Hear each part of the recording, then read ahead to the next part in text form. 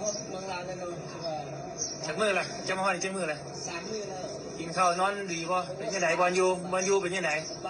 ายสักโฮเทลซิอ้าวโมเมนต์มันบ่ได้คือคุกที่โอ้ยกันบ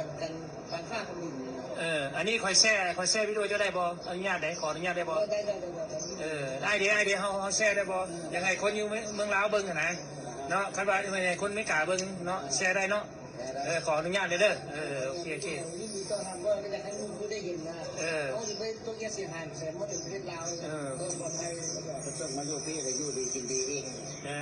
คิดถึงทุกคนที่ว่ายังถึงวังเราจะคิดว่าถามเพราะว่าเดี๋ยวนี้มีแต่มาถามเบิ่งว่าจะออกหนังสือเนาะมีแต่แบบมา intake process ว่าเขาต้องได้ถามว่ามีพี่มีน้องบ่จังซี่นะแล้วบอล intake นี่คันว่ามีพี่น้องแล้วพี่น้องก็สามารถแลนดิ้งเต้นเอาเข้าสมโนหรือว่าเอาออกจากนี้ได้แต่ว่าส่วนมันก็สิประมาณทิศหน้าจังหู้เนาะเพราะว่าเพิ่นก็เริ่มเฮ็ดนี่เนาะว่าทุกคนมีแต่ว่าค่อยๆถ่าเนาะไอ้เนาะวดเอา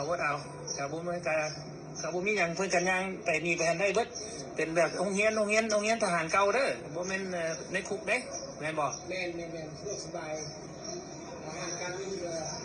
เป็นต้อนรับโดยเหมือนกินแบบธรรมชาติมากเลยก็ธรรมดาเนาะแย่เจ้าก็อยู่ใกล้ๆเนาะอยู่ท่านหลวงเนาะแย่เจ้าเนาะมีพี่น้องป้องปลายให้สบายไปอีกตึ้งนี้ผู้มีเขาไม่ยังช่วยเหลือ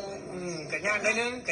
ต่ว่าทีมงานข่อยช่วยเหลือได้อยู่ทีมงานข่อยต้องเป็นห่วงอย่างถ้าว่าพวกใหญ่ตกตื่นเราจะได้มาแล้วผมก็ต้องตกตื่นอย่างนี่คือการทำเราลาวเรียนจ้ะ